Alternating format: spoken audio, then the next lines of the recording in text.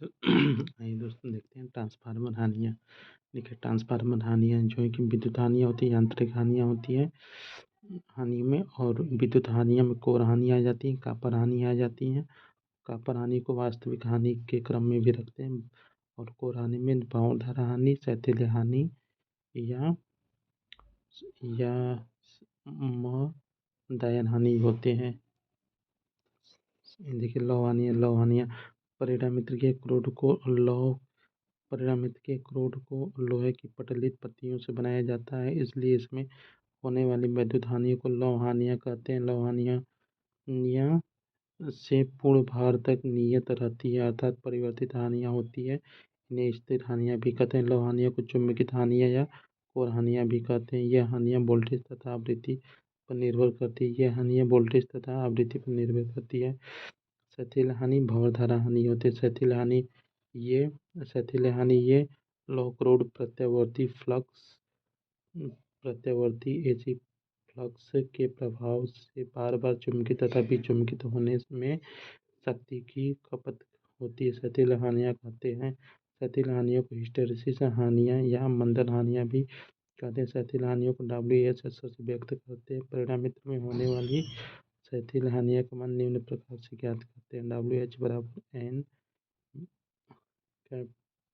Mu M x के power 1.6 FB होता है। WH हिस्टैरिसीस हानियाँ N होता है, ये क्या होता है, हिस्टैरिसीस नियतांक होता है।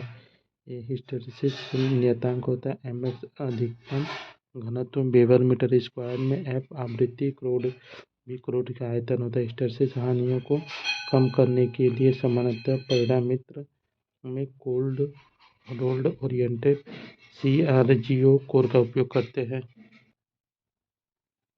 देखिए भंवर धारा हानि एडी करंट लॉस परिणामित्र के क्रोड होता है। परिणामित्र के लौ क्रोड में प्रत्यावर्ती फ्लक्स के प्रभाव से उत्पन्न प्रेरित भंवर धाराओं से उत्पन्न ताप में यह व्यय वैद्युत शक्ति को माप भंवर हानियाँ कहते हैं। भंवर धारा हानि को WH अक्षर से व्यक्त कर रहे हैं। भंवर धारा हानि को WH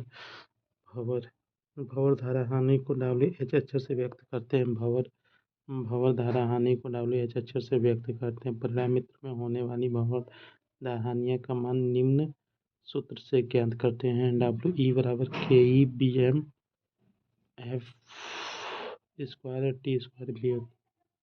भंवर धारा हानियाँ होते हैं। B में अधिकतम फ्लक्स घनत्व, T क्रोड की मोटाई होती है, V पटलिट क्रोड का आयतन होता है। V पटलिट क्रोड का आयतन मीटर में होता है। इन हानियों को कम करने के लिए सामान्यतः पतली पटलिट प्रयोग करते हैं। पटलिट की मोटाई 0.35 से के बीच होती है। ताम्र हानियाँ परिणामित्र की कुंडलन प्राथमिक तथा द्वितीयक सामान्य होती है। परिणामित्र की कुंडलन प्राथमिक तथा द्वितीयक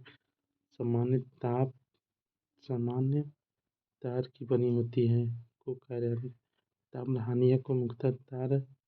ताम्र हानियाँ मुख्यतः भार पर निर्भर करती है। ताम्र हानियाँ मुख्यतः भार पर निर्भर करती है, अर्थात परिवर्तित होती है। इन्हें परिवर्तित हानियाँ भी कहते हैं। इसे सामान्यतः BC अक्षर से व्यक्त करते हैं। परिणामित्र में होने वाली ताम्र हानियों को निम्न सूत्र द्वारा ज्ञात किया जाता है। IP बराबर प्राथमिक कुंडलन धारा एम्पियर में IP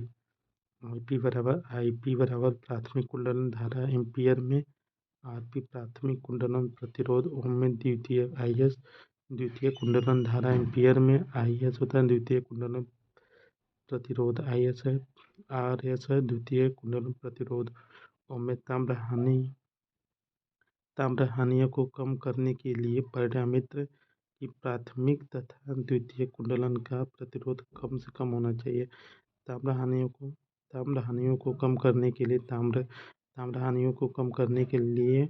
परिणामित्र की प्राथमिक तथा द्वितीय कुंडलन का प्रतिरोध कम से कम होना चाहिए। ताम्र हानियों को कम करने के लिए परिणामित्र की प्राथमिक तथा द्वितीय कुंडलन का प्रतिरोध कम से कम होना चाहिए। परिणामित्र परीक्षण निम्न विधियों से ज्ञात किया जाता है। ओपन सर्किट परीक्षण, शॉर्ट सर्किट परीक्षण, संपन्न परीक्षण। देखिए ओपन सर्किट परीक्षण। ओपन सर्किट परीक्षण होता है, वॉट मीटर होता है, अमीटर होता है, वॉट मीटर, अमीटर, ये वोल्ट मीटर, ये इनपुट होता है। देखिए ओपन सर्किट परीक्षण को नो लोड परीक्षण या खुला परिपथ परीक्षण भी कहते हैं। यह निर्धारित करता है एवं आवृत्ति पर किया जाता है। इसमें उच्च वोल्टता वाइंडिंग को खुला रखा जाता है एवं एमीटर वोल्ट मीटर तथा वाट मीटर को निम्न वोल्टा की तरह जोड़कर लौ हानियाँ ज्ञात की जाती है। इस परीक्षण में लोड रहित विद्युत धारा का मान अत्यंत कम होता है। इस परीक्षण में ओपन सर्किट परीक्षण इस परीक्षण में लोड रहित धारा का मान अत्यंत कम होने के कारण ताम्रहानियाँ नगण्य माना जाता है। इस परीक्षण में सामान्यतः निम्न शक्ति गुणांक वाट मीटर का प्रयोग लौ क्षति मापन के लिए किया जाता है। ओपन सर्किट परीक्षण में निम्न शक्ति गुणांक वाट मीटर लौ क्षति मापन के लिए किया जाता है। लौ क्षति मापन ये किया जाता है। सामान्यतः भार रहित नो लोड धारा का मान पूर्ण भार से 2 से 5% होता है। सामान्यतः भार रहित धारा का मान पूर्ण भार धारा का 2 से 5% होता है। शॉर्ट सर्किट परीक्षण, ये देखिए ओपन सर्किट परीक्षण है। शॉर्ट सर्किट परीक्षण, ये देखिए इस परीक्षण के द्वारा परिणामित की पूर्ण लोड अवस्था में अर्थात लोड वाइंडिंग को शॉर्ट सर्किट करके ताम्र क्षति का मान ज्ञात किया जाता है। वोल्टता वाइंडिंग को शॉर्ट सर्किट करके ताम्र क्षति का मान ज्ञात किया जाता है। यह परीक्षण सामान्यतः निर्धारित धारा पर किया जाता है। यह परीक्षण सामान्यतः निर्धारित धारा पर किया जाता है। इसमें वाट मीटर, एमीटर तथा वोल्ट मीटर को उच्च वोल्टता वाइंडिंग से संयोजित किया जाता है। इसमें वाट मीटर वोल्ट मीटर को उच्च वोल्टता वाइंडिंग से संयोजित किया जाता है। इस परीक्षण में सामान्यतः उच्च शक्ति गुणक वाट मीटर का प्रयोग ताम्र मापन के लिए किया जाता है। संपन्न परीक्षण, शॉर्ट सर्किट परीक्षण उच्च शक्ति गुणांक उच्च शक्ति गुणांक वाट मीटर का प्रयोग ताम्र क्षति मापन में किया जाता है। संपन्न परीक्षण को बैक टू बैक परीक्षण भी कहते हैं। परिणामित्र की क्षमता, वोल्टेज विनियमन तथा ताप निर्धारण करने के लिए परीक्षण पर संपन्न परीक्षण की आवश्यकता होती है। परिणामित्र की दक्षता, वोल्टेज विनियमन तथा ताप निर्धारण करने के लिए परिणामित्र पर संपन्न परीक्षण की आवश्यकता होती है। संपन्न परीक्षण देखिए शॉर्ट सर्किट परीक्षण, देखिए इस परीक्षण द्वारा परिणामित्र की पूर्ण लोड अवस्था में अर्थात वोल्टता वाइंडिंग को शॉर्ट सर्किट करके ताम्र क्षति का मान ज्ञात किया जाता है। यह परीक्षण सामान्यतः निर्धारित धारा पर किया जाता है। इसमें watt meter, volt meter, ammeter को उच्च वोल्टता वाइंडिंग में संयोजित किया जाता है। इस परीक्षण में सामान्यतः उच्च शक्ति गुणांक वाट मीटर का प्रयोग ताम्र क्षति के लिए किया जाता है। देखिए संपन्न परीक्षण की आवश्यकताएं। संपन्न परीक्षण, ये है संपन्न परीक्षण। देखिए इसके लिए 2 परिणामित्र की आवश्यकता होती है। इसके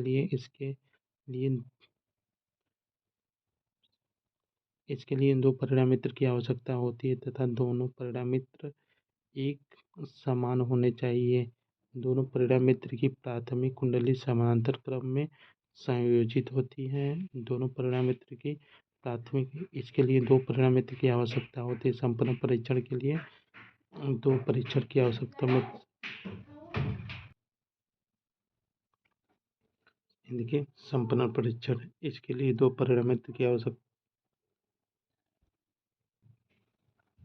देखिए इसके लिए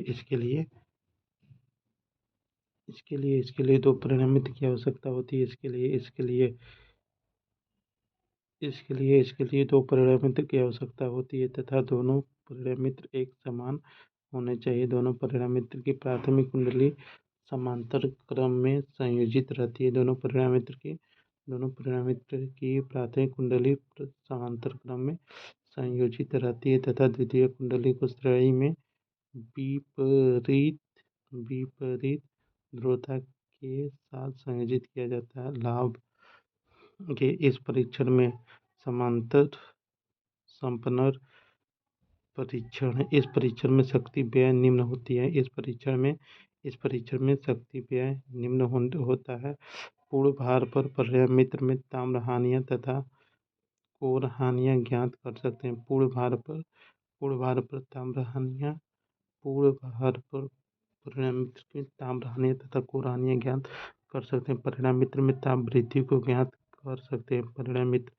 परिणामित्र में ताप वृद्धि को ज्ञात कर सकते हैं। इससे परिणामित्र की दक्षता तथा वोल्टेज विनिमय को ज्ञात कर सकते हैं। इसमें परिणामित्र होता है इसमें परिणामित्र की दक्षता तथा वोल्टेज विनिमय को ज्ञात कर सकते हैं। हानियां होते हैं। दोनों परिणामित्र एक समान होना चाहिए। दोनों परिणामित्र का मान एक समान होना चाहिए। दोनों हानियां होती हैं। दोनों परिणामित्र का मान एक समान होना चाहिए। अधिक स्थान की आवश्यकता नहीं। परिणामित्र की दक्षता शक्ति परिणामित्र की दक्षता परिणामित्र की आउटपुट शक्ति एवं इनपुट शक्ति के अनुपात को दक्षता कहते हैं। दक्षता को म्यू से दर्ज करते हैं। आउटपुट दक्षता आउटपुट शक्ति बटे में इनपुट शक्ति इंटू 100 होती है। प्रतिशत आउटपुट शक्ति बटे में आउटपुट शक्ति प्लस क्षतियाँ होती हैं। आउटपुट शक्ति बराबर बटे में आउटपुट शक्ति प्लस ताम्र हानि प्लस लौ शक्ति इंटू 100। देखिए केवीए बराबर होता है किलो वोल्ट एम्पियर में। केवीए बराबर किलो वोल्ट एम्पियर में आउटपुट शक्ति cos फाई होता है। शक्ति गुणांक होता है cos फाई बराबर शक्ति गुणांक होता है WC ताम्र क्षति वाट में WC ताम्र क्षति वाट में होता है। आई होता है लौ क्षति वाट में WI होता है लौ क्षति वाट में होता है। परिणामित्र की अधिकतम दक्षता के लिए परिवर्तित हानियां स्थिर हानियों के बराबर होनी चाहिए। परिणामित्र की अधिकतम दक्षता के लिए परिणामित्र की अधिकतम दक्षता के लिए परिवर्तित हानियां स्थिर हानियों के बराबर होना चाहिए। एन लोड गुणांक जहाँ एन लोड गुणांक परिणामित्र की अधिकतम दक्षता और धारा का मान आई बराबर WI अपान में आर। अधिकतम दक्षता परिणामित्र की केवीए में रेटिंग अधिकतम दक्षता पर परिणामित्र की केवीए रेटिंग होती है। देखिए पूर्ण दिवस क्षमता ऑल डे इफिशियंसी विद्युत वितरण प्रणाली में प्रयोग किए जाने वाले परिणामित्र के 24 घंटे कार्य करने की औसत दक्षता उसी पूर्ण दिवस दक्षता कहलाती है। पूर्ण दिवस 24 घंटे के लिए ट्रांसफार्मर की किलोवाट आवर मात्रा में निर्देशक वैद्युत का आउटपुट वोल्टेज होता है। देखिए म्यू बराबर पूर्ण दिवस के लिए किलो वोल्टेज घंटा का मात्रा बटे में पूर्ण दिवस के लिए किलो वाट घंटा का मात्रा बटे में पूर्ण दिवस के लिए किलो वाट घंटा का मात्रा होता है। ये देखिए शून्य भार पर परिणामित्र का कार्य जब परिणामित्र की सेकेंडरी वाइंडिंग से कोई लोड संयोजित नहीं किया जाता है तो वह ओपन सर्किट की भांति व्यवहार करती है। जब परिणामित्र की सेकेंडरी वाइंडिंग से ये देखिए पूर्ण भार परिणामित्र है। ये देखिए जब परिणामित्र की सेकेंडरी वाइंडिंग से कोई लोड संयोजित नहीं किया जाता है तो वह ओपन सर्किट की भांति व्यवहार करती है। परिणामित्र की यह अवस्था शून्य लोड अवस्था कहलाती है। परिणामित्र की यह अवस्था शून्य लोड अवस्था कहलाती है। ES बराबर VS दिखाता है। निर्भर पर द्वितीय कुंडलन में होने वाली ताम्र हानियाँ का मान शून्य होना चाहिए। अतः निर्भार पर द्वितीय कुंडलन में होने वाली ताम्र हानियों का मान शून्य होना चाहिए। शून्य लोड अवस्था में प्रवाहित होने वाली विद्युत धारा का मान उसके पूर्ण लोड धारा के मान का 2 से 5% होता है। यह विद्युत धारा शून्य लोड विद्युत धारा कहलाती है। शून्य लोड होता है शून्य लोड अवस्था में प्रवाहित होने वाली विद्युत धारा शून्य लोड अवस्था में प्रवाहित होने वाली विद्युत धारा का मान उसके पूर्ण लोड धारा के मान का 2 से 5% होता है। यह विद्युत धारा शून्य लोड विद्युत धारा कहलाती है। लोड विद्युत धारा का कार्य लोड के चुंबकीय क्षेत्र उत्पन्न करने का है। शून्य लोड विद्युत धारा का कार्य लोड में चुंबकीय क्षेत्र उत्पन्न करने का है। कार्यकारी घटक यह निर्भर धारा का कार्यकारी घटक होता है। तो प्रदायी वोल्टता की कला होती है। यह कार्यकाल निर्धारित यदि के साइन V बराबर EP होता है VP बराबर EP होता है। ये है देखिए इसे शक्ति घटक है। यह निर्धारण I0 का कार्यकारी घटक होता है। तो प्रणाली वोल्टता होती है। इसे शक्ति घटक सक्रिय घटक लो हानि वॉट मीटर घटक आदि नाम से जाना जाता है। देखिए चुंबकीय घटक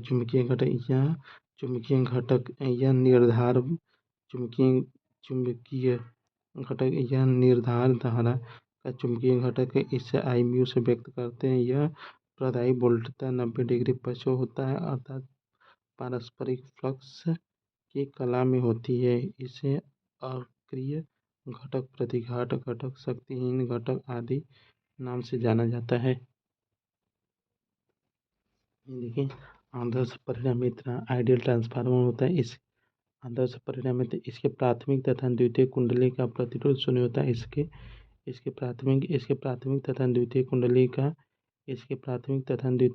का प्रतिरोध शून्य होता है। इसके प्राथमिक तथा द्वितीय कुंडली का प्रतिरोध शून्य होता है। इसके कोर की पारगम्यता अनंत होती है। इसके कोर की पारगम्यता अनंत होती है।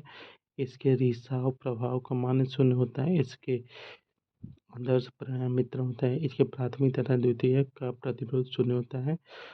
आदर्श परिणामित्र इसके प्राथमिक तथा द्वितीय का प्रतिरोध शून्य होता है। कोर की पारगम्यता अनंत होती है। रिसाव प्रभाव का मान शून्य होता है। दक्षता 100% होती है क्योंकि इसकी हानियाँ शून्य होती हैं। वोल्टेज नियमन का मान शून्य होना चाहिए। वोल्टता नियमन स्थिर प्राथमिक वोल्टता पर निर्भर से पूर्ण भार तक ट्रांसफार्मर की द्वितीयक वोल्टता में होने वाला परिवर्तन परिणामित्र की वोल्टता कहलाता है। परिवर्तन स्थिर प्राथमिक वोल्टता पर निर्भर स्थिर प्राथमिक वोल्टता पर निर्भर से पूर्ण भार तक स्थिर प्राथमिक वोल्टता पर निर्भर से पूर्ण भार तक ट्रांसफार्मर में होने वाली भार परिवर्तन परिणामित वोल्टता कहलाती है। किसी भी युक्ति या मशीन के लिए वोल्टता नियमन का मान कम से कम होना चाहिए। किसी भी युक्ति या किसी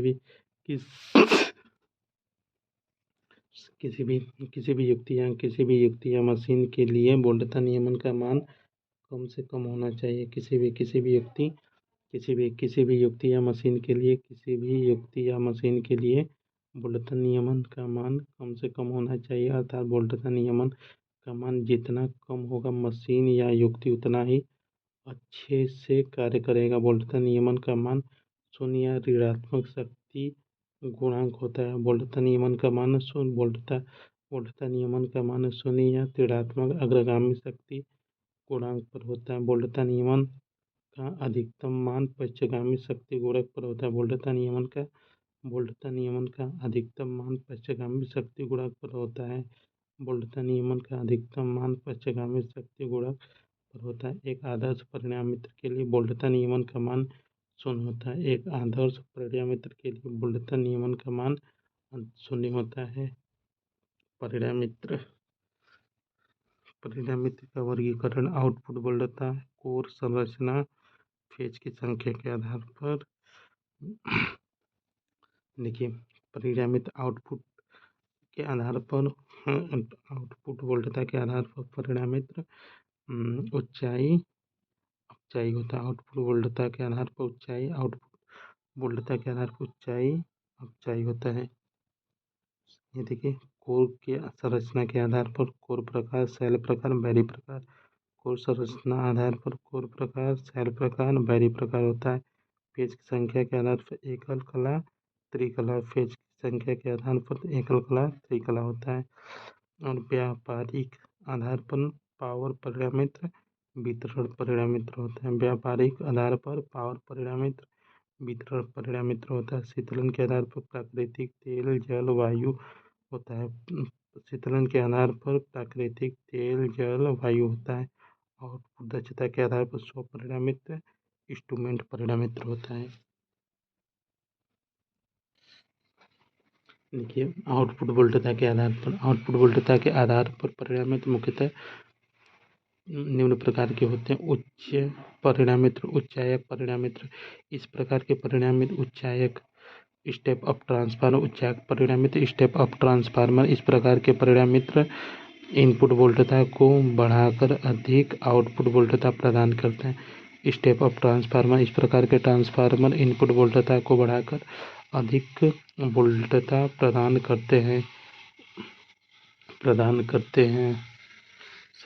ऊंचाई ट्रांसफार्मर में फेरों की संख्या प्राथमिक कुंडलन की तुलना में द्वितीय कुंडलन में ज़्यादा होती है। ऊंचाई ट्रांसफार्मर, स्टेप अप ट्रांसफार्मर में फेरों की संख्या प्राथमिक कुंडलन की तुलना में द्वितीय कुंडलन में ज़्यादा होती है। N2 N1 से अधिक होता है। इसका उपयोग विद्युत उत्पादक केंद्रों पर प्रत्यावर्ती द्वारा उत्पन्न किए गए वोल्टेज को उच्च वोल्टेज में परिवर्तित कर पारेषण व्यवस्था प्रदान करता है। इसका उपयोग विद्युत उत्पादन केंद्र पर प्रत्यावर्तक द्वारा उत्पादित किए गए वोल्टता को उच्च वोल्टता में परिवर्तन कर पारेषण व्यवस्था को प्रदान करता है। अपचायी ट्रांसफार्मर, अपचायक परिणामित्र, स्टेप डाउन ट्रांसफार्मर। इस प्रकार के परिणामित्र इनपुट वोल्टता को घटाकर कम आउटपुट वोल्टता प्रदान करता है। इस प्रकार के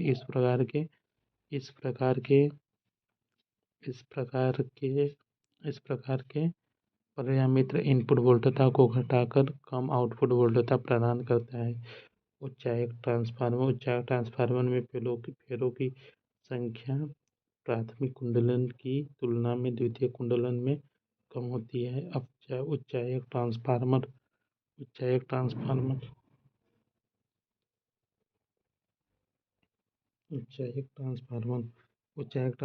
में फेरों की संख्या उच्चायक ट्रांसफार्मर में फेरों की संख्या प्राथमिक कुंडलन की तुलना में द्वितीयक में कम होती है। उच्चायक ट्रांसफार्मर में फेरों की संख्या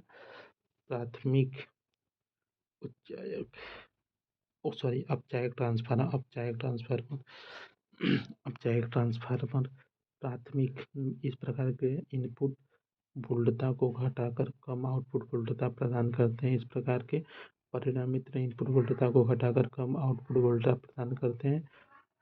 अपचायक ट्रांसफार्मर में फेरों की संख्या प्राथमिक कुंडलन की तुलना में द्वितीय कुंडली में कम होती है, अर्थात N1 जो है कि N2 से अधिक होता है। इसका उपयोग विद्युत वितरण में करते हैं। अपचायक ट्रांसफार्मर विद्युत वितरण में करते हैं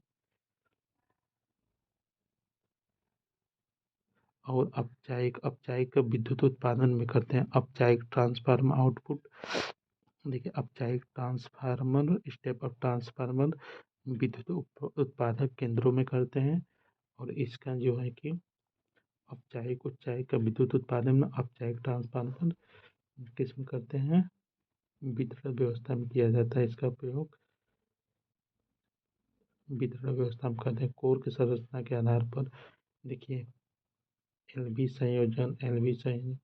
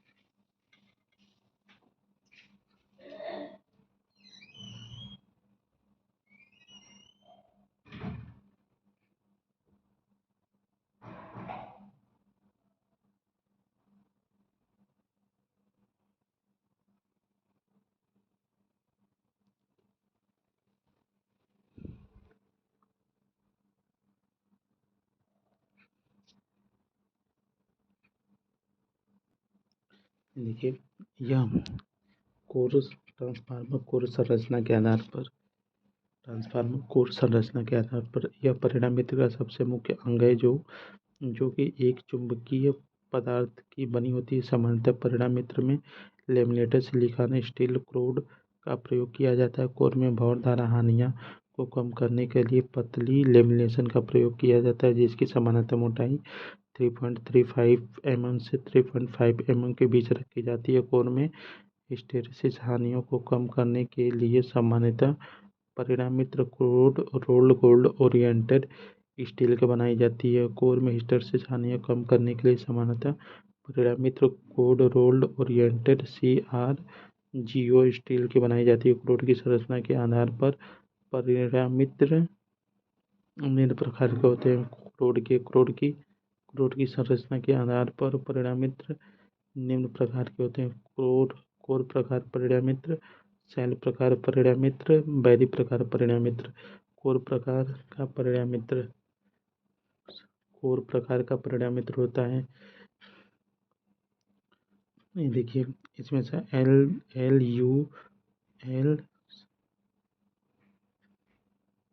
इसमें LU तथा I पटलों का प्रयोग किया जाता है। इसमें दो लिम्ब एक फ्लक्स पथ होते हैं। इसमें चुंबकीय लीकेज कोर प्रकार परिणामित्र इसमें LU तथा I पटलों का प्रयोग किया जाता है। इसमें दो लिम्ब तथा एक फ्लक्स पथ होते हैं। इसमें चुंबकीय लीकेज का मान अधिक होता है क्योंकि इसमें कोर वाइंडिंग से ढकी होती है।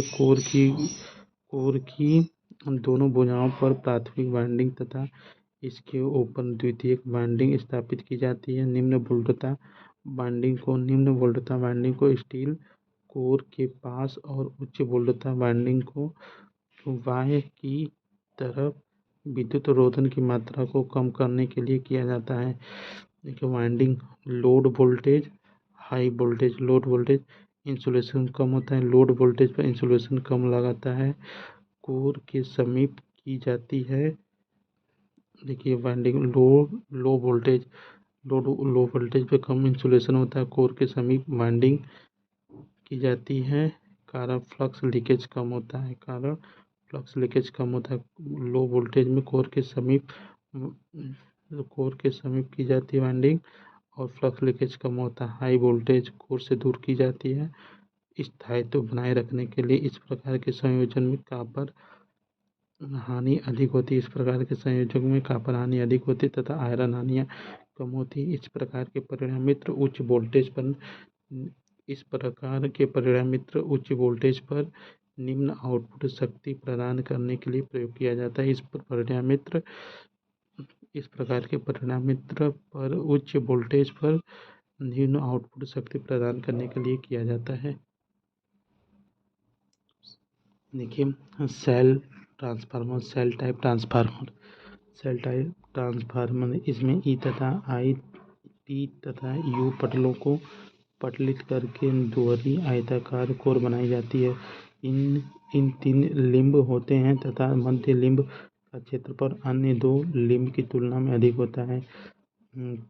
सेल टाइप ट्रांसफार्मर 3 लिम्ब होते हैं तथा मध्य लिम्ब का क्षेत्रफल अन्य 2 लिम्ब की तुलना में अधिक होता है। इसमें चुंबकीय पथों की संख्या 2 होती है। इसमें चुंबकीय पथों की संख्या 2 होती है। इसमें चुंबकीय पथों की संख्या 2 होती है। इसमें चुंबकीय पथों की संख्या 2 होती है। इसमें वाइंडिंग मध्य लिम्ब पर स्थापित की जाती है। इसमें वाइंडिंग मध्य लिम्ब पर स्थापित की जाती है जो कि कोर द्वारा ढक जाती है। इस प्रकार के संयोजन में वाइंडिंग कोर द्वारा ढकी रहती है। इस प्रकार के संयोजन में वाइंडिंग कोर द्वारा ढकी रहने के कारण लीकेज फ्लक्स का मान कम रहता है, परंतु कोई दोष उत्पन्न हो जाने की स्थिति में दोष निर्धारण करना भी कठिन हो जाता है। कोर तथा सेल प्रकार परिणामित्र में अंतर। देखिए, घटक चुंबकीय परिपथ घटक क्या है? चुंबकीय परिपथ कोर एकल कोर होता है। कोर प्रकार में एकल चुंबकीय परिपथ एक श्रृंखला के रूप में होती है। एकल चुंबकीय परिपथ एक श्रृंखला के रूप में होती है। सेल प्रकार डबल चुंबकीय परिपथ समांतर रूप में होती है। डबल चुंबकीय परिपथ समांतर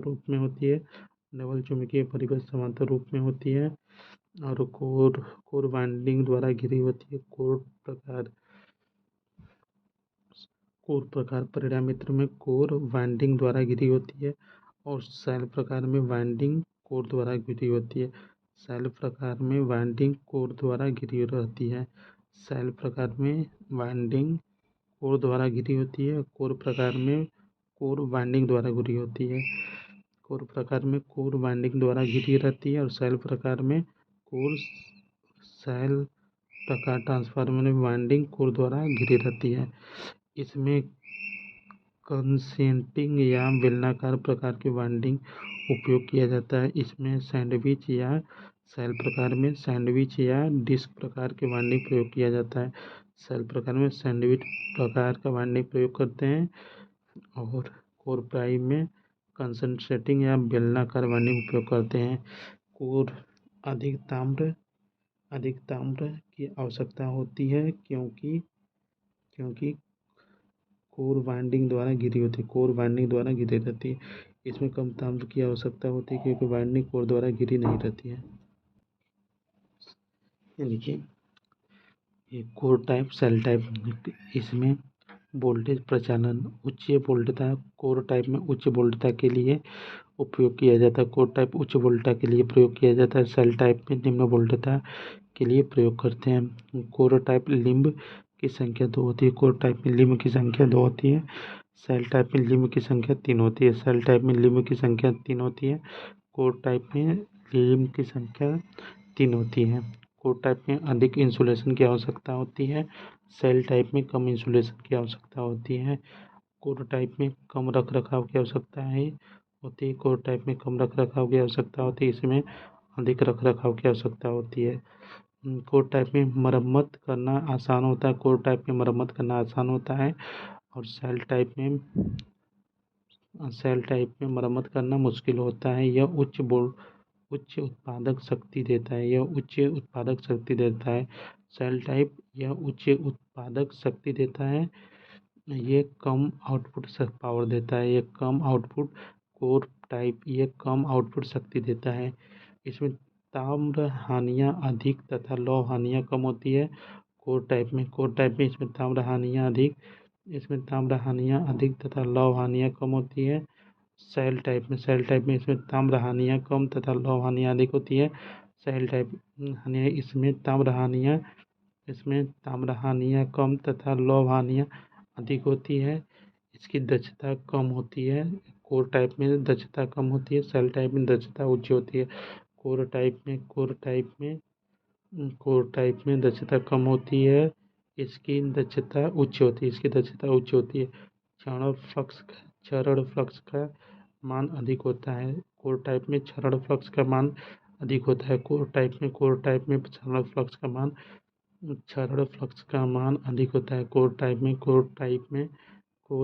में क्षरण फ्लक्स का मान अधिक होता है और सेल टाइप में क्षरण फ्लक्स का मान कम होता है। सेल टाइप में क्षरण फ्लक्स का मान कम होता है।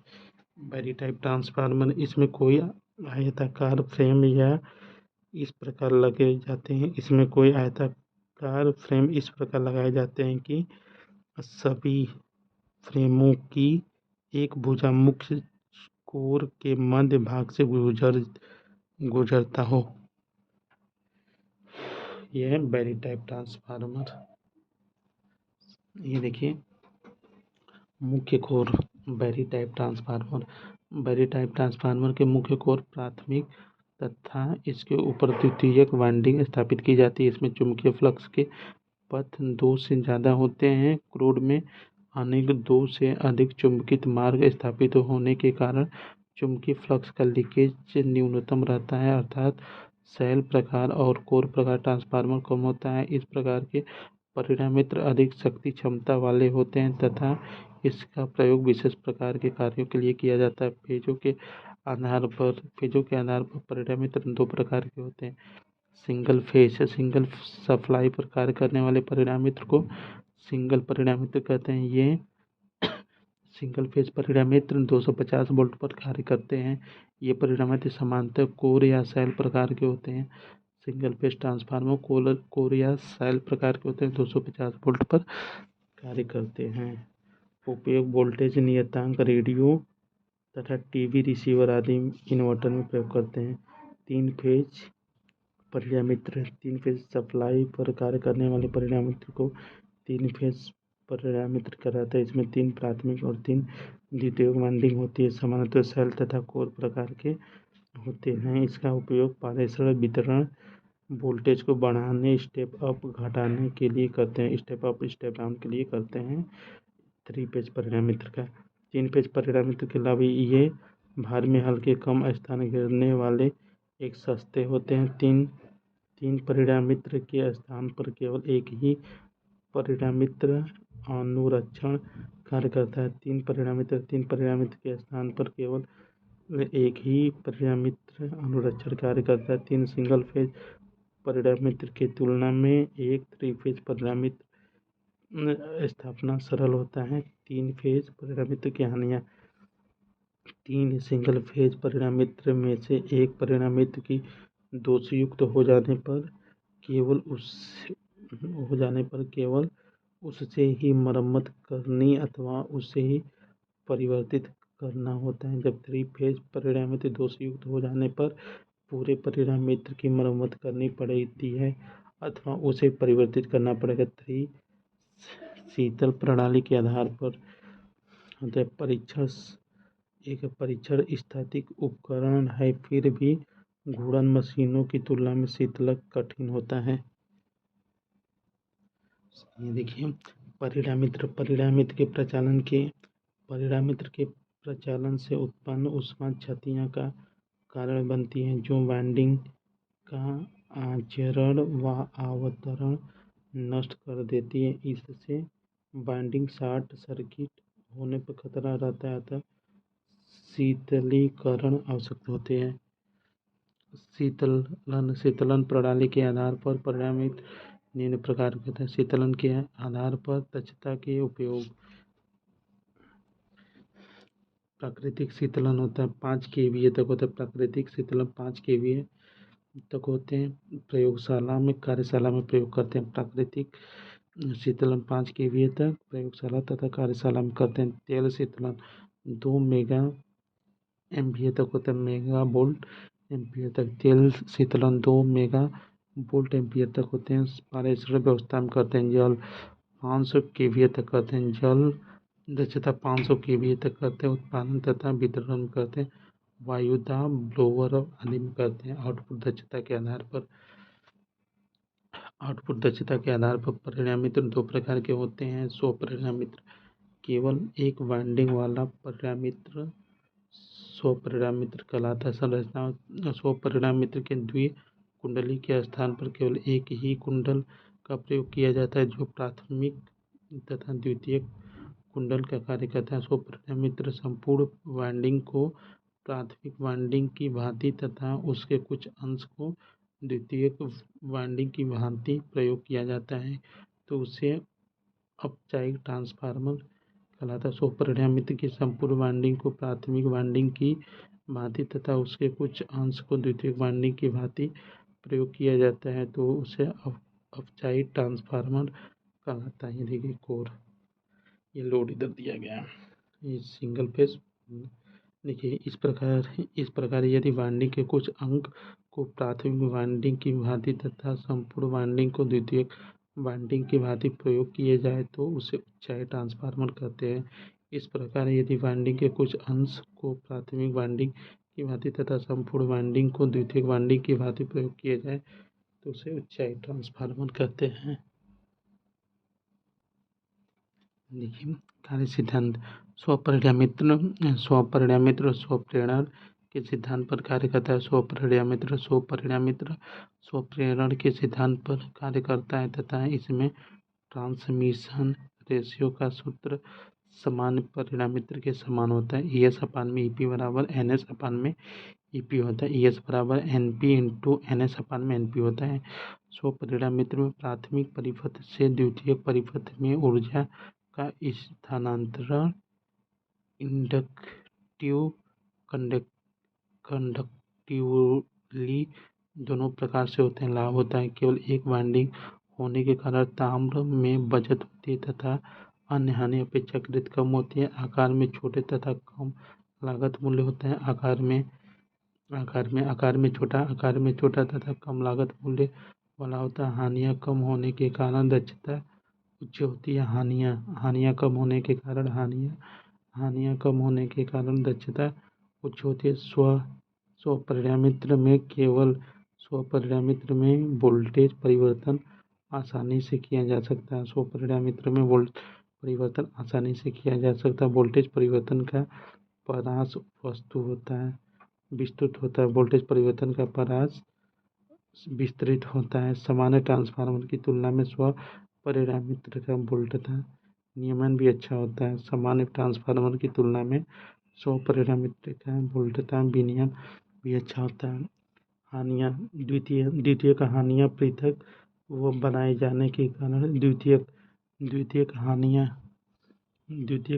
पृथक बनाए जाने के कारण इसमें उपयोग पर आधारित उपकरण एवं यंत्र मरम्मत करते समय कारीगर का विद्युत झटका लग सकता है। परिणामित्र का उपयोग उद्योग तथा प्रयोगशालाओं में वोल्टता स्थिर रखने के लिए वोल्टता नियमन की तरह इसका उपयोग किया जाता है। 3 फेज प्रेरण मोटर तथा AC सीरीज ट्रैक्शन मोटर के प्रवर्तन के लिए प्रवर्तक की तरह पुरुष स्वपरिणामित्र प्रयोग किया जाता है। 3 फेज प्रेरण मोटर तथा 3 AC सीरीज ट्रैक्शन मोटर के प्रवर्तन के लिए स्टार्टिंग के लिए प्रवर्तक स्टार्टर की तरह परिणामित्र का प्रयोग किया जाता है। वितरण लाइनों में घटी हुई वोल्टेज को बढ़ाने के लिए अभिवर्धक परिणामित्र की तरह परिणामित्र प्रयोग करते हैं। प्रयोगशाला में प्रत्यावर्ती धारा विभव विभाजक की तरह स्वपरिणामित्र प्रयोग किया जाता है। प्रयोगशाला में प्रत्यावर्तक धारा विभव विभाजक की तरह स्वपरिणामित का प्रयोग किया जाता है। देखिए परिणामित्र, स्वपरिणामित्र, ऑटो ट्रांसफार्मर, पारस्परिक परिणामित्र, म्यूचुअल ट्रांसफार्मर।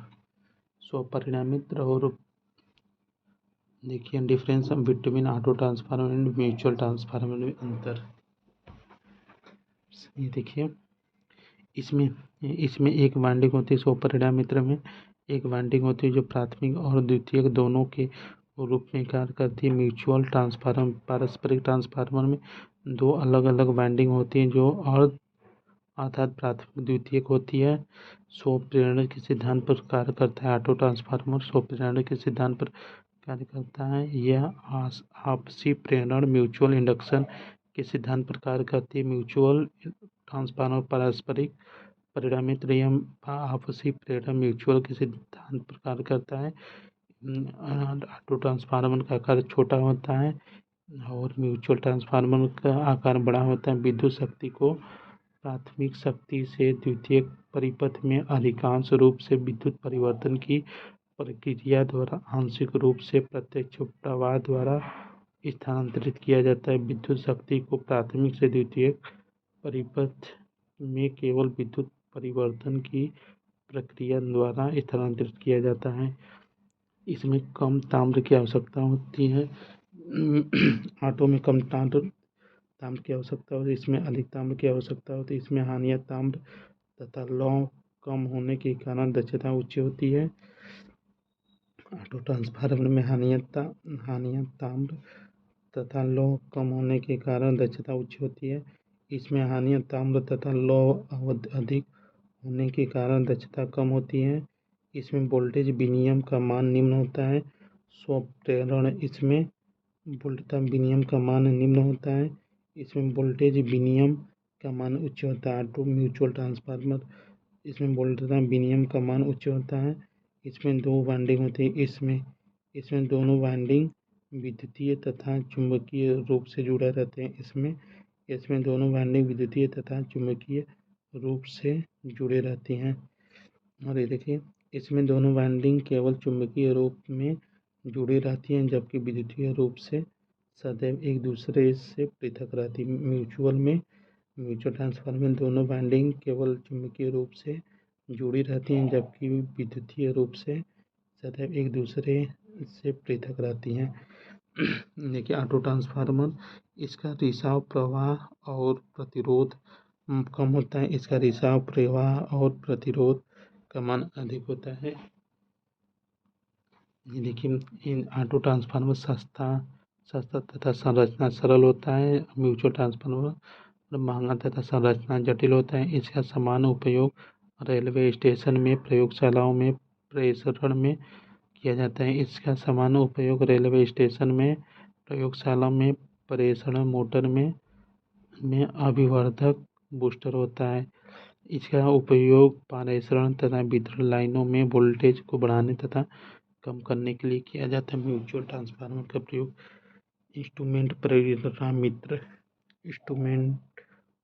होता है। पारेषण लाइनों में उच्च मान की वोल्टता तथा धारा मान में प्रयोग लाए गए परिणामित्र इंस्ट्रूमेंट परिणामित्र कहलाते हैं। सामान्यतः पारेषण में अधिक मात्रा की धारा तथा वोल्टेज मापन हेतु धारण उपकरण काम में नहीं लिए जाते हैं। ऐसी स्थितियों में इंस्ट्रूमेंट परिणामित्र द्वारा कार्य संपन्न किया जाता है। इंस्ट्रूमेंट परिणामित्र दो प्रकार के होते हैं: धारा परिणामित्र, पोटेंशियम परिणामित्र।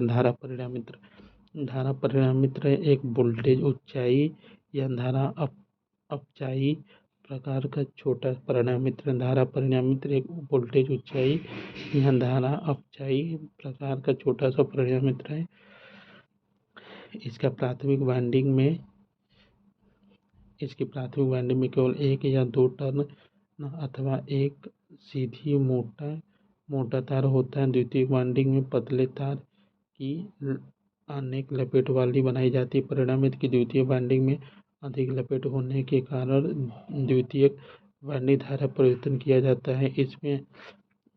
इस निम्न मान की धारा द्वितीयक वाइंडिंग में संयोजित एमीटर 5 एम्पीयर द्वारा मान कर लिया जाता है। धारा परिणामित्र की प्राथमिक वाइंडिंग हमेशा सप्लाई की श्रेणी क्रम में तथा अमीटर को हमेशा द्वितीयक वाइंडिंग के श्रेणी क्रम में संयोजित किया जाता है। धारा परिणामित्र की प्राथमिक वाइंडिंग को हमेशा सप्लाई की श्रेणी क्रम में तथा अमीटर को हमेशा द्वितीयक श्रेणी क्रम में संयोजित किया जाता है। धारा परिणामित्र की द्वितीयक वाइंडिंग को कभी भी खुला नहीं रखना चाहिए। धारा परिणामित्र की द्वितीयक वाइंडिंग को कभी भी खुला नहीं रखना चाहिए, क्योंकि द्वितीयक वाइंडिंग खुला रहने से उच्च वोल्टता उत्पन्न होती है। वाइंडिंग के इंसुलेशन के ब्रेक कर देगा, जो दुर्घटना का कारण बन सकता है। देखिए दोस्तों, पोटेंशियल परिणामित्र 3 फेज सप्लाई। पोटेंशियल परिणामित्र देखिए फ्यूज है। देखिए पोटेंशियल परिणामित्र एक वोल्टेज अपचाई या धारा ऊंचाई प्रकार का छोटा परिणामित्र होता है। पोटेंशियल परिणामित्र एक वोल्टेज अपचाई या धारा ऊंचाई प्रकार का एक छोटा परिणामित्र होता है। इस प्राथमिक वाइंडिंग पतले तार की अनेक लपेट वाली बनाई जाती है, ताकि द्वितीयक वाइंडिंग में मोटे तार की केवल एक या दो लपेट बनाई जा सके। तो इस प्रकार प्राथमिक परिपथ के उच्च मान की वोल्टता को कम मान की वोल्टता में परिवर्तन किया जाता है। माना कि वोल्टेज के द्वितीयक वाइंडिंग में संयोजित वोल्टेज 0 से 120 वोल्ट के द्वारा माप लिया जाता है। व्यापारिक आधार one of the basis commercial व्यापारिक आधार पर परिणामित्र 3 प्रकार के होते हैं। ये देखिए इस प्रकार के परिणामित्र का प्रयोग विद्युत उत्पादन स्टेशनों पर किया जाता है। इनकी प्राथमिक वाइंडिंग स्टार संयोजन में तथा द्वितीयक वाइंडिंग डेल्टा संयोजन में की जाती है। इसकी प्राथमिक वाइंडिंग स्टार संयोजन में तथा द्वितीयक वाइंडिंग डेल्टा संयोजन में की जाती है। यह सामान्यतः उच्च क्षमता 2000 किलोवोल्ट एम्पीयर से 5 से 15,000 किलोवोल्ट एम्पीयर तक होता है। यह सामान्यतः उच्च क्षमता 2000 किलोवोल्ट एम्पीयर से 5000 किलोवोल्ट एम्पीयर तक होता है। इसका उपयोग पूर्ण भार पर किया जाता है। शक्ति परिणामित्र इसका उपयोग पूर्ण भार पर किया जाता है, क्योंकि पूर्ण भार पर इसकी क्षमता अधिक होती है। इसका उपयोग पारदर्शी लाइन की वोल्टता को उच्चतम व अपचायन करने के लिए किया जाता है। वितरण डिस्ट्रीब्यूशन ट्रांसफार्मर, ये ट्रांसफार्मर अपचाई प्रकार के होते हैं तथा इनका उपयोग सब स्टेशन पर वोल्टेज को कम करने के लिए किया जाता है। यह सामान्यतः 5 kVA से 2000 kVA तक होते हैं। सामान्य इसकी प्राथमिक वाइंडिंग डेल्टा संयोजन में तथा द्वितीयक वाइंडिंग स्टार संयोजन में होती है। इसका डिजाइन 50% भार के अनुसार किया जाता है, क्योंकि इसकी भार पर इसकी दक्षता उच्चतम होती है। देखिए थ्री फेज परिणामित्र का संयोजन मुख्य विधियां हैं। हम दोनों पक्षों सिरे वोल्टता के कला व्यवस्थापन 0 एवं 180 डिग्री होता है तथा न्यूट्रल पॉइंट भू संपर्क रहता है।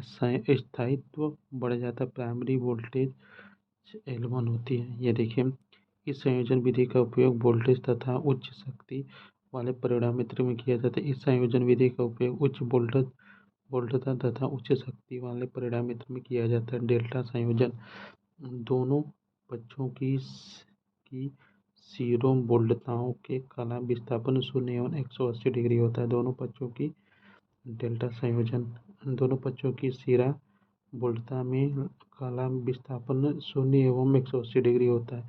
माना primary line voltage VL primary voltage phase VL होता है, क्योंकि डेल्टा संयोजन भी P बराबर VL होता है। एक एवं सेकेंडरी फेज बराबर VL इंटू के होता है। सेकेंडरी लाइन बराबर VL इंटू के होता है। के ट्रांसफार्मर रेशो। इस संयोजन विधि का उपयोग इस संयोजन विधि का उपयोग निम्न वोल्टेज एवं उच्च शक्ति वाले परिणामित्र में किया जाता है। देखिए, डेल्टा डेल्टा संयोजन दोनों पक्षों की सिरा वोल्टता में 30 डिग्री अग्रगामी या पश्चगामी कला व्यवस्थापन होता है। दोनों पक्षों की सिरा 30 डिग्री अग्रगामी या पश्चगामी कला विस्थापन होता है। माना प्राइमरी वोल्टेज VL। इस संयोजन का उपयोग वोल्टेज उच्चायक स्टेप अप परिणामित्र में किया जाता है। डेल्टा स्टार संयोजन दोनों की सिरा 30 डिग्री अग्रगामी या पश्चगामी कलांतर होता है। इन संयोजन विधि का उपयोग वोल्टेज अपचायक परिणामित्र में किया जाता है। इसका उपयोग द्वितीयक वितरण उपकेंद्र पर 3-5-4 तार प्रणाली के लिए होता है। उनमें उपभोक्ताओं को कम वोल्टता की एकल कला तथा त्रिकला विद्युत प्रदान की जाती है।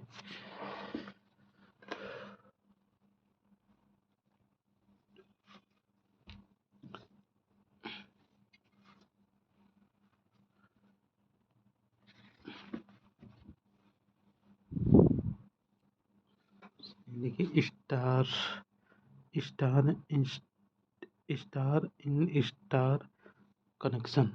जब प्राइमरी वाइंडिंग स्टार संयोजन में तथा सेकेंडरी वाइंडिंग इन स्टार संयोजन में संयोजित देखिए, जब प्राइमरी वाइंडिंग स्टार संयोजन में तथा सेकेंडरी वाइंडिंग इन स्टार संयोजन में संयोजित की जाती है तो उसे स्टार इन स्टार संयोजन कहते हैं। जब प्राइमरी वाइंडिंग स्टार संयोजन में तथा सेकेंडरी वाइंडिंग इन स्टार संयोजन में संयोजित की जाती है तो इसे स्टार इन स्टार संयोजन कहते हैं। इन स्टार संयोजन में प्रत्येक वाइंडिंग को श्रेणी में टर्न संख्या 15.5% टर्न की तुल्य अतिरिक्त वाइंडिंग संयोजित रहती है। इसका उपयोग रेतीले अथवा स्टार इन स्टार का उपयोग रेतीले अथवा पर्वतीय क्षेत्र में किया जाता है जहां अर्थ की व्यवस्था करना कठिन हो। Delta star in star. देखिए, जब प्राइमरी वाइंडिंग डेल्टा संयोजन में तथा सेकेंडरी वाइंडिंग इन स्टार संयोजन में संयोजित रहती है तो उसे डेल्टा इन स्टार संयोजन कहते हैं। इसका उपयोग रेतीली अथवा पर्वतीय क्षेत्र में किया जाता है जहां अर्थ की स्थापना करना कठिन हो। वी संयोजन three phase delta 3 phase delta 3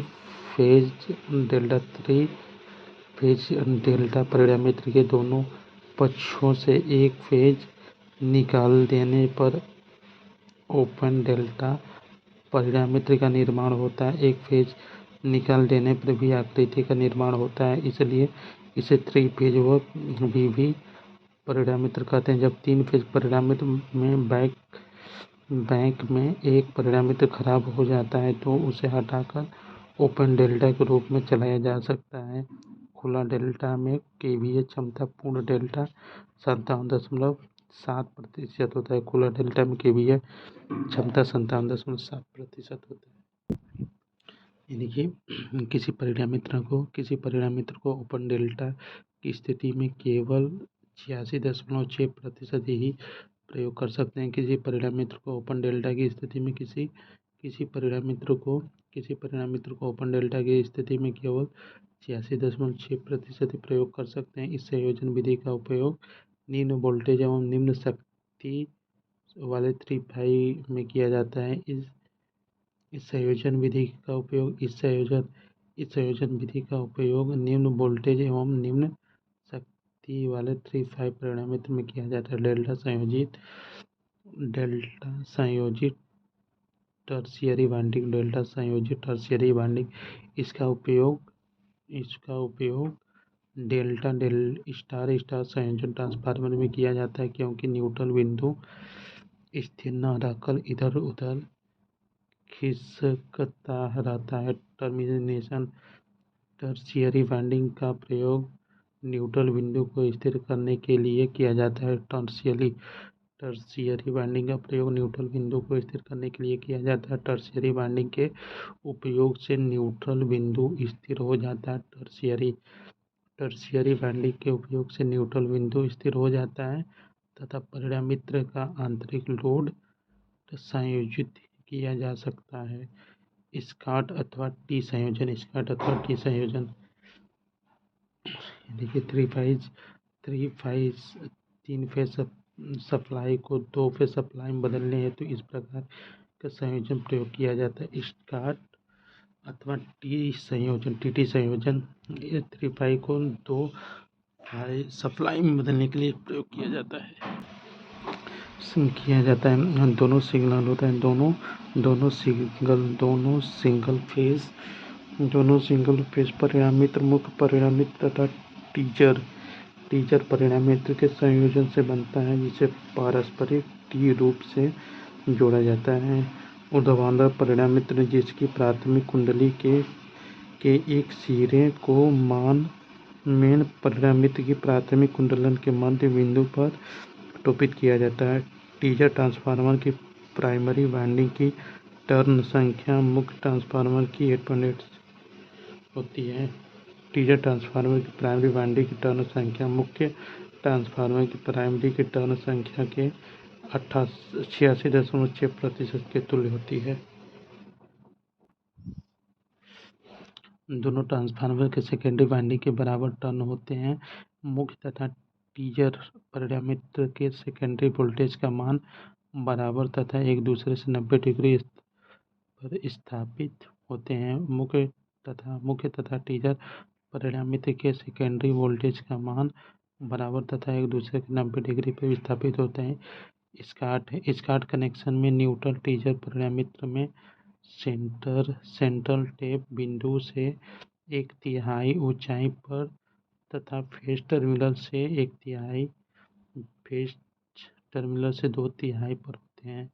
इस प्रकार संयोजन विद्युत भट्टी में किया जाता है। परिणामित्र के भाग ये देखिए बुशिंग होता है। ये देखिए धारा परिणामित्र, ये क्या कूलिंग फैन है, ये रेडिएटर है।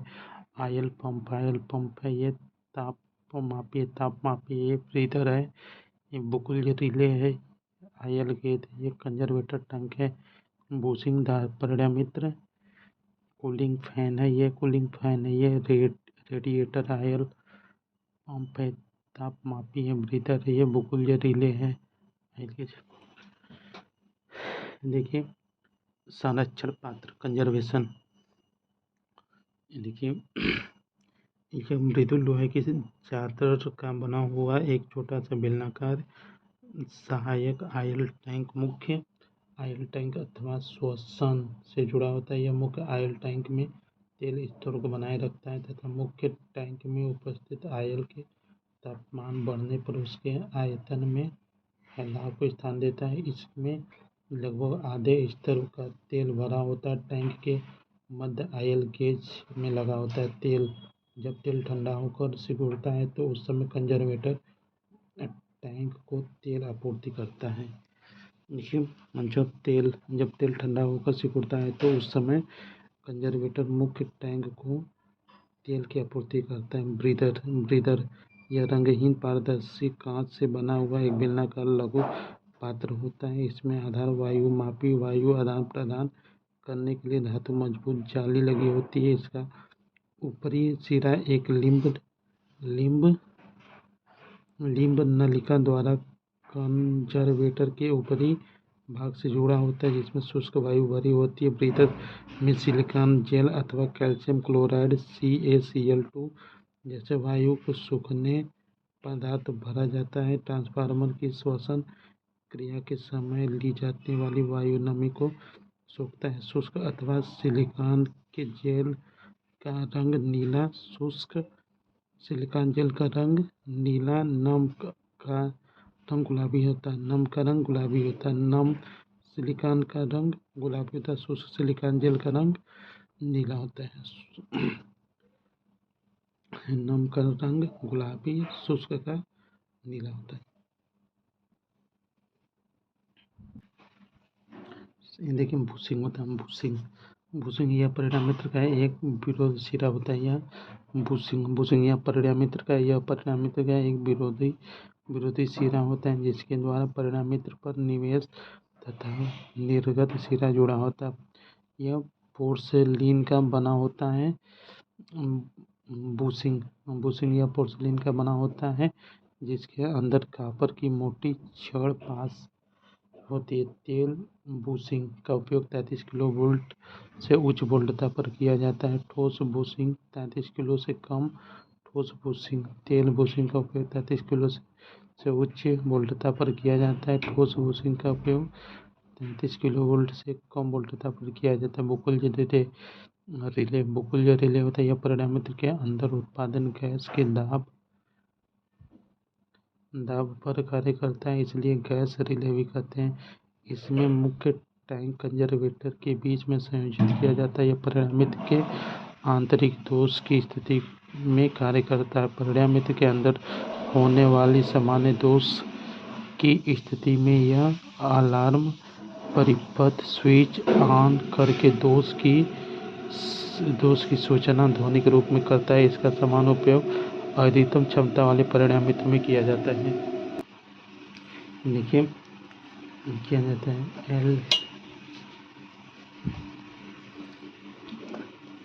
ये देखिए एक्सप्लोजन वेंट होता है। यह कंजर्वेटर टैंक के ऊपरी हिस्से पर लगा होता है। एक प्रेशर रिलीज भी करता है। तेल का दाब निर्धारित मान से अधिक हो जाता है। एक्सप्लोजन वेंट का फायरफ्राम टूल हो जाता है। आंतरिक तेल बाहर निकल जाती है। तापमान थर्मोमीटर होता है। थर्मोमीटर परिणामित्र आयल का तापमान मापने के लिए मुख्य टैंक में एक तापीय लगाया जाता है। परिणामित्र आयल का ज्वलन बिंदु 140 डिग्री ऊपर होता है। परिणामित्र आयल का ज्वलन बिंदु 140 डिग्री ऊपर होता है, परंतु आयल के तापमान को 100 डिग्री से अधिक नहीं बढ़ने देना चाहिए। टैपिंग स्विच को टैप चेंजर भी कहा जाता है। परिणामित्र के आउटपुट वोल्टेज के नियत मान पर रखने के लिए टैपिंग स्विच का उपयोग किया जाता है। यह एक हस्तचालित स्विच होता है जो सेकेंडरी वाइंडिंग की विभिन्न टैपिंग संयोजन होता है। स्विच के लिए वोल्टेज को आवश्यक अनुसार घटाने या बढ़ाने के लिए सेकेंडरी वाइंडिंग टर्न्स को घटाया या बढ़ाया जा सकता है। आयल गेज कंजर्वेटर में उपस्थित तेल का स्तर दर्शाने के लिए आयल गेज का प्रयोग करते हैं। जब टैंक में तेल की कमी हो जाती है तो उस समय इसके साथ लगा हुआ अलार्म बजने लगता है। परिणामित्र तेल होता है। परिणामित्र में शीतलन एवं अचानक के लिए प्रयोग किए जाने वाली तेल परिणामित्र तेल कहलाती है। ये दो प्रकार के होते हैं, खनिज तेल, सिंथेटिक तेल होते हैं। खनिज तेल पेट्रोलियम शोधन से प्राप्त होता है। सिंथेटिक तेल सिलिकॉन तथा हाइड्रोकार्बन द्रव से तैयार किया जाता है। परिणामित्र आयल के गुण उच्च ज्वलन बिंदु रखने वाले हो, वायु में रखे जाने पर कम से कम नमी सोखने वाले हों, श्यानता हो अर्थात सरलता से प्रभावित होने वाले हों, उच्च विशिष्ट ऊष्मा रखने वाले अर्थात ऊष्मा का अच्छा चालक हो। परिणामित्र का समानांतर निम्न आवश्यकताओं की पूर्ति के लिए सामान्यतः परिणामित्र का समानांतर प्रचालन की जाती है। बिजली के घरों में अतिरिक्त विद्युत शक्ति के लिए किया जाता है। उपकेंद्र क्षमता बढ़ाने के लिए और अधिक भार में लोड शेयर करने के लिए परिणामित्र के समांतर प्रचालन की शर्त है। परिणामित्र के समांतर प्रचालन के लिए निम्न शर्तें होती हैं। ट्रांसफार्मर का अनुक्रम समान होना चाहिए। आवृत्ति समान होना चाहिए। ट्रांसफार्मर में दोनों समान प्रति इकाई इम्पीडेंस होना चाहिए। आधे लापर में आरोधा अनुपात समान होना चाहिए, अन्यथा एक ट्रांसफार्मर उच्च पावर फैक्टर के साथ कार्य करेगी, दूसरा निम्न पावर फैक्टर के साथ काम करेगी। लाभ: किसी ट्रांसफार्मर दोष पैदा हो जाने पर अन्य ट्रांसफार्मर के द्वारा वितरित कार्य जारी रखा जा सकता है। लोड बढ़ जाने पर लाइन वोल्टेज को उचित मान पर बनाए रखा जा सकता है। लोड बढ़ जाने पर लाइन वोल्टेज को उचित मान पर बढ़ाए रखा जा सकता है। समांतर क्रम में प्रचालित ट्रांसफार्मर की क्षमता उच्च होती है। समांतर क्रम में प्रचालित ट्रांसफार्मर की क्षमता उच्च होती है। हानि त्रिपूर्ण सामान्य संयोजन के अंतर्गत ट्रांसफार्मर रखरखाव हो संभव है। त्रिपूर्ण समांतर संयोजन के अंतर्गत रखरखाव हो संभावना रहते बड़े ट्रांसफार्मर की अपेक्षा कई छोटे ट्रांसफार्मर का लाभ, मूल्य अधिक एवं स्थान अधिक घेरना। देखिए, 3 कला को 2 कला में परिवर्तित करने के लिए स्काट कनेक्शन काम में लेते हैं। 3 कला को 2 कला में परिवर्तित करने के लिए स्काट कनेक्शन काम में लेते हैं। स्काट कनेक्शन का प्रयोग जीटर परिणामित्र वोल्टता में परिणामित्र में लीडिंग रहती है। देखिए, क्लिप ऑन मीटर की धारा परिणामित्र का प्रयोग किया जाता है। क्लिप ऑन मीटर में धारा परिणामित्र का प्रयोग किया जाता है। परिणामित्र अचल प्रकार का डिवाइस है जो स्थिर शक्ति होता है। परिणामित्र म्यूचुअल इंडक्शन के सिद्धांत पर कार्य करता है। परिणामित्र में 2 कुंडली या विद्युतीय रूप से अलग चुंबकीय रूप से जुड़ी रहती है। एक परिणामित्र में गुंजन की आवाज़ मैग्नेटाइजेशन के कारण होती भनभनाहट आवाज़ आती है। एक परिणामित्र में कुल हानि वोल्टेज एवं धारा पर निर्भर करती है, इसलिए परिणामित्र की रेटिंग केवीए में मापते हैं। क्षैतिज हानि पदार्थ के आयतन, आवृत्ति अथवा अधिक फ्लक्स घनत्व पर निर्भर करती है।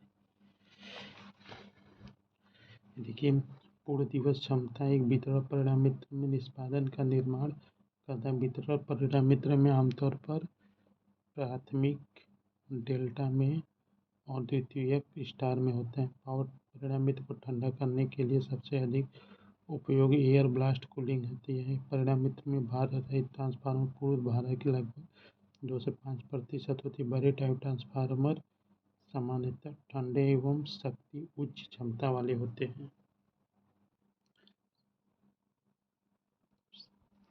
देखिए दोस्तों, आज बहुविकल्पीय क्वेश्चन ट्रांसफार्मर के करते हैं। देखिए, ट्रांसफार्मर की दक्षता 90 से 98% होती है। ट्रांसफार्मर में लीकेज फ्लक्स का मान लोड धारा पर निर्भर करता है। ट्रांसफार्मर में लीकेज फ्लक्स का मान लोड धारा पर निर्भर करता है। ट्रांसफार्मर के अंदर प्रवेश करने वाली नमी को रोकने के लिए ब्रीदर में किस प्रकार के पदार्थ इस्तेमाल किया जाता है? सिलिका जेल का। बैटरी प्रकार के ट्रांसफार्मर में चुंबकीय पथों की संख्या अनेक होती है। बैरी प्रकार के ट्रांसफार्मर में चुंबकीय पथों की संख्या अनेक होती है। बैरी प्रकार में देखिए, किसी ट्रांसफार्मर में ब्रीदर का कार्य है टैंक में नमी युक्त प्रवाह को रोकना। किसी ट्रांसफार्मर में ब्रीदर का कार्य है टैंक में नमी युक्त प्रवाह को रोकना। ऑटो ट्रांसफार्मर किस सिद्धांत पर कार्य करता है?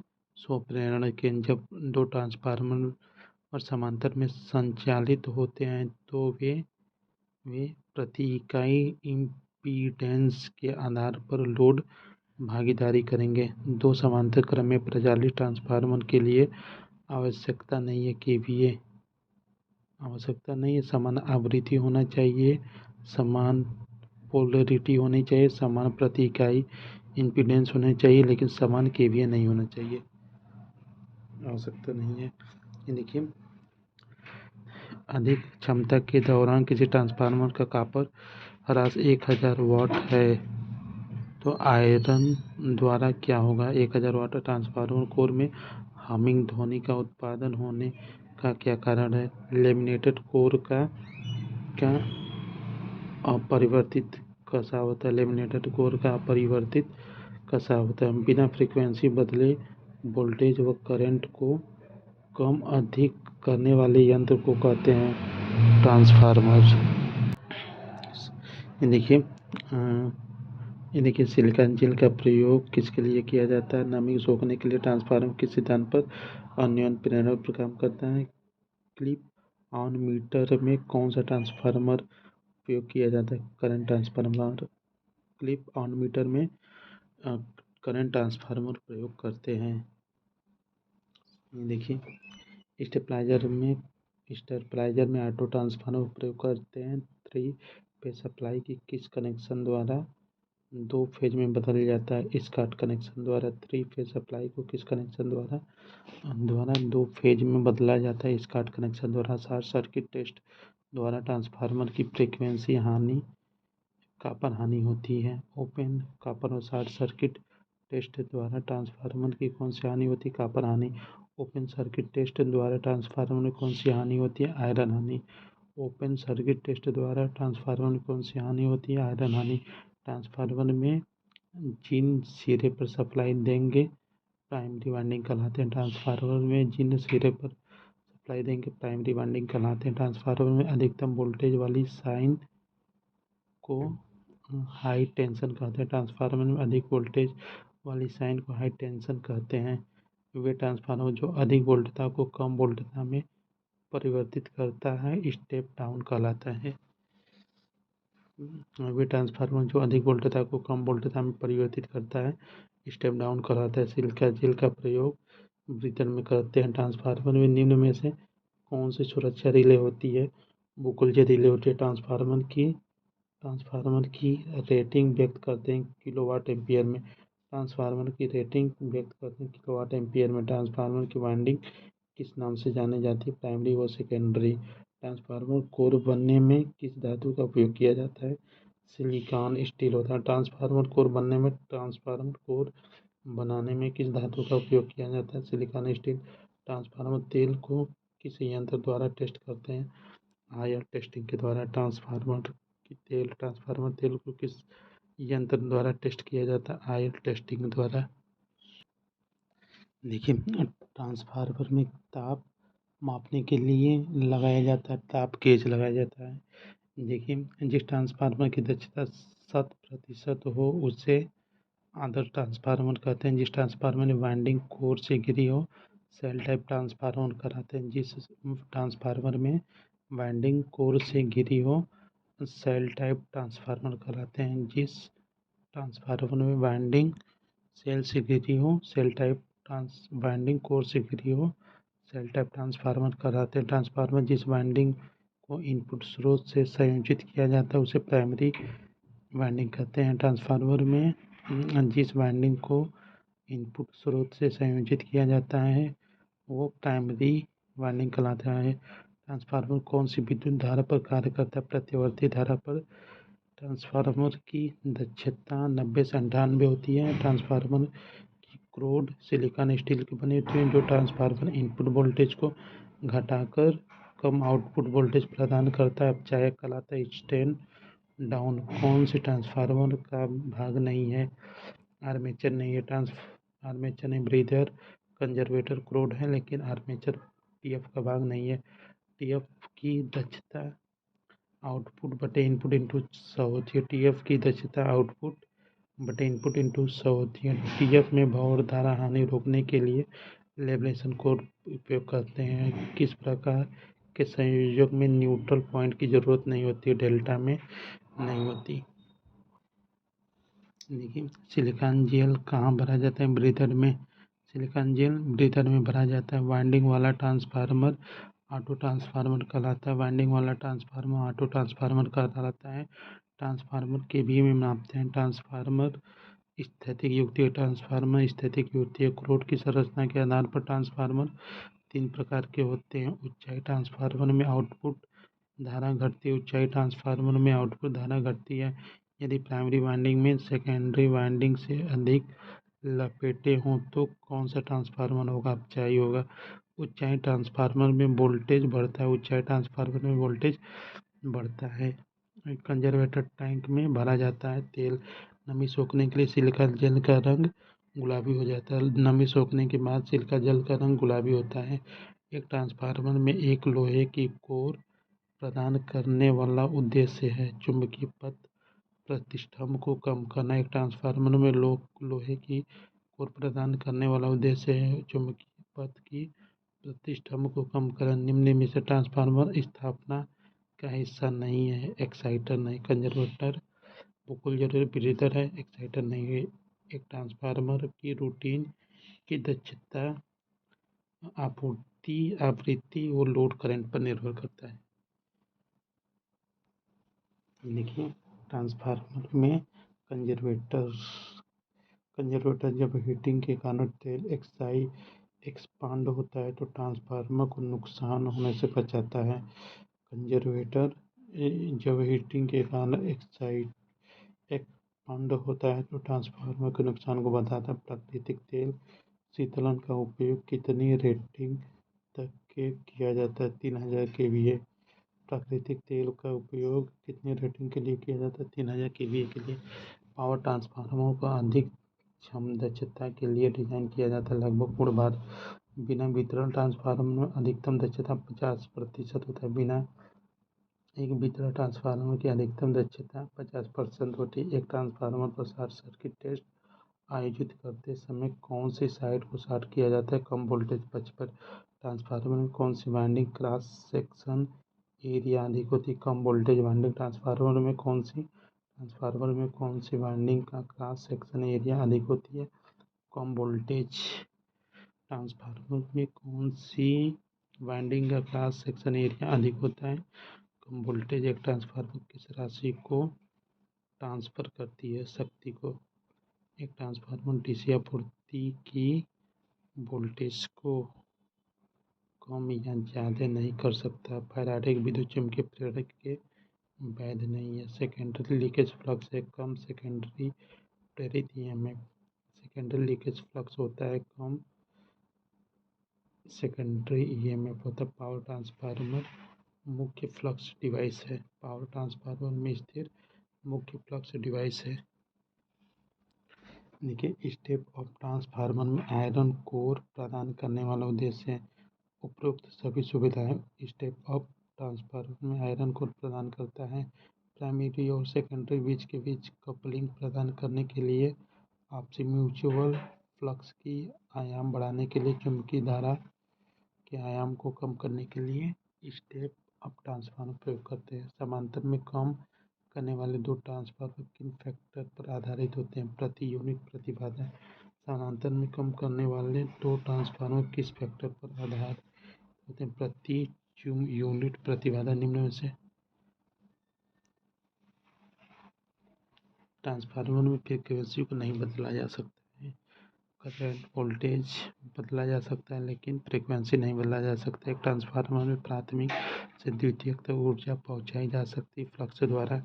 एक ट्रांसफार्मर में लेवलेशन एडी करंट हानि कम करता है। ट्रांसफार्मर के लेवलेशन द्वारा उत्पादित यांत्रिक कंपन की डिग्री किस पर निर्भर करता है?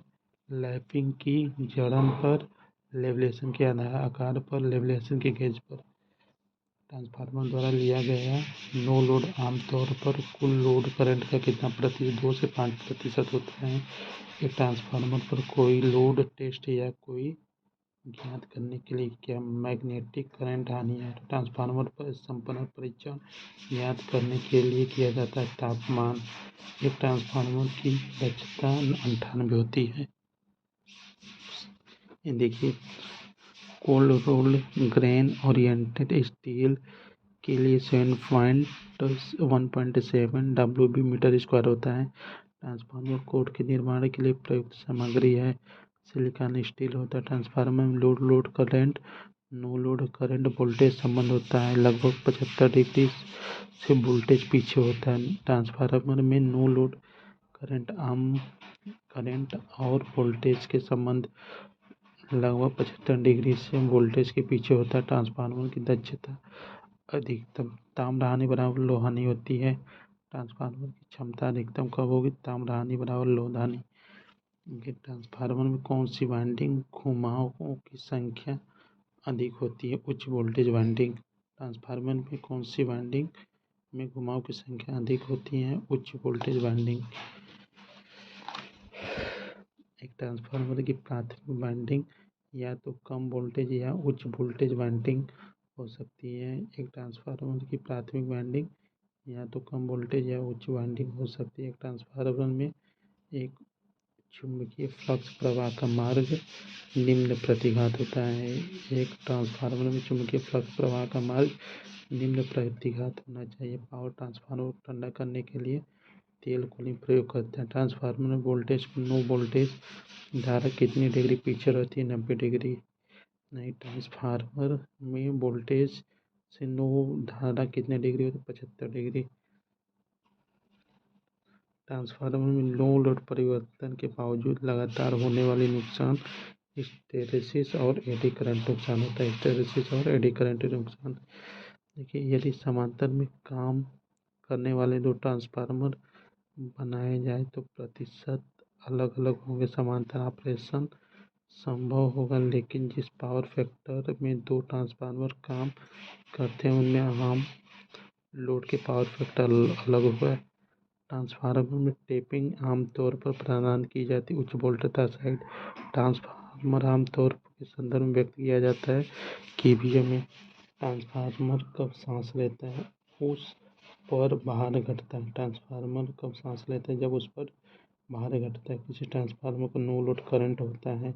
कम परिणाम और कम पावर फैक्टर का। कम परिणाम और कम पावर फैक्टर का। ट्रांसफार्मर में नो लोड करंट होता है। कम परिमाण और कम पावर फैक्टर का।